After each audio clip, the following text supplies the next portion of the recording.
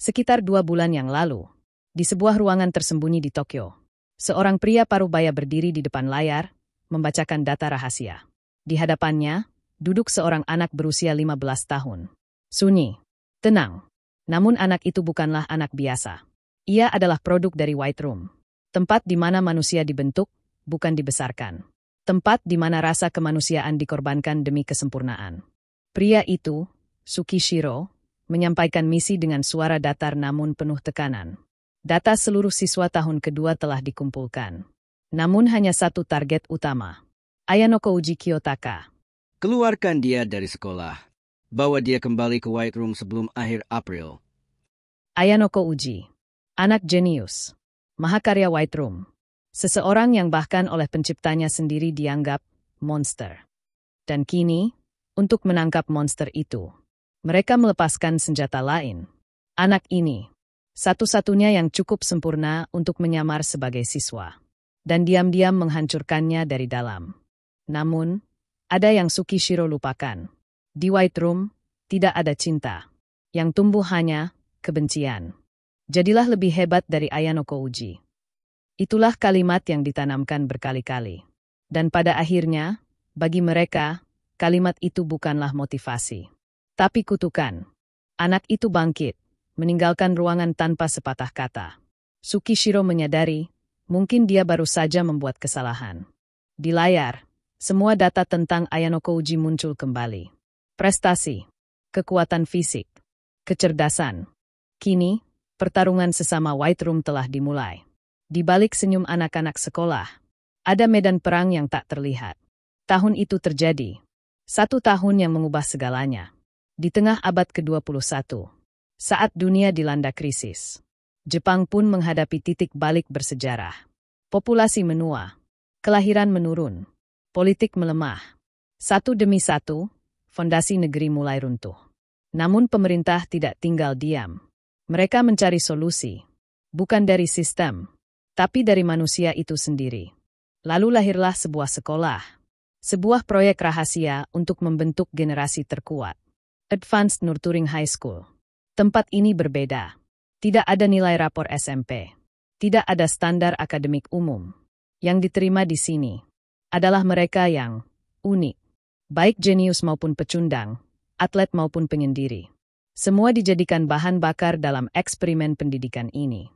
Para siswa tinggal di asrama, terputus dari dunia luar selama 3 tahun penuh. Mereka hidup, belajar, bersaing, dan bertahan dalam sistem yang hanya mengenal 2 hasil. Naik atau dikeluarkan. 4 kelas, A, B, C, D. 4 jalan menuju puncak. Dengan imbalan yang tak ternilai. Tiket masuk ke universitas manapun. Jalan bebas ke perusahaan elit. Mereka yang lulus dari kelas A mendapatkan masa depan di telapak tangan. Namun untuk mencapai itu, mereka harus bertahan dalam sistem brutal yang disebut special exams. Persaingan antar kelas, ujian strategi, ujian moral, ujian sosial. Kemenangan berarti kemakmuran. Kekalahan berarti kelaparan. Saat ini, kelas D memegang 275 poin. Mereka jauh tertinggal dari kelas A yang dipimpin Sakayanagi dengan 1119 poin. Namun pertempuran belum usai. Mereka masih punya 1 tahun. 1 tahun untuk menutup jurang itu. Atau tenggelam selamanya. Dan di tengah semuanya, ada satu siswa bernama Ayanoko Uji Kiyotaka. Tenang. Biasa saja. Hampir tak terlihat. Namun, mungkin dialah kunci dari segalanya. Selamat datang di Advanced Nurturing High School.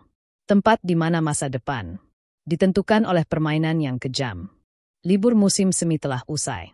Rasanya cepat, sekaligus panjang. Dan hari itu pun tiba. Hari pembukaan tahun ajaran kedua. Para siswa pindah dari ruang kelas lama mereka. Tempat yang penuh kenangan, penuh dinamika. Menuju kelas baru. Kursi dan mejanya mungkin sama. Tapi suasananya berbeda.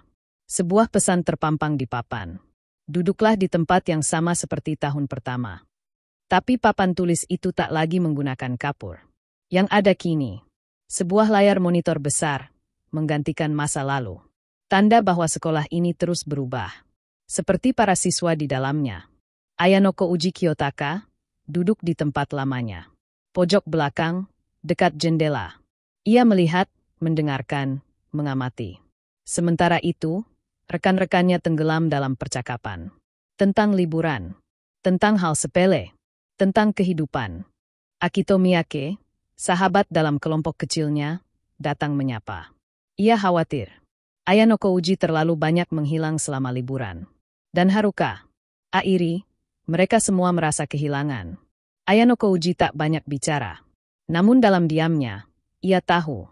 Ia telah menemukan teman sejati. Di sela percakapan, topik mulai berubah. Tentang siswa baru yang akan datang besok. Tentang masa lalu mereka. Saat mereka sendiri menjadi siswa baru. Dan jatuh, terjerumus ke dalam jebakan awal sekolah ini. 1000 poin kelas. 100.000 yen. Itu semua hanya umpan. Kelalaian. Kemalasan. Kecerobohan. Semua dibayar mahal. Poin kelas mereka turun ke 0. Namun dari dasar itu, kelas D perlahan bangkit. Bertransformasi. Bersatu. Pernah mencicipi kelas C. Namun akhirnya kembali terhempas ke D. Tiba-tiba, suara ceria memecah suasana. Karuizawa Kei, sang ratu kelas, disambut hangat oleh para gadis.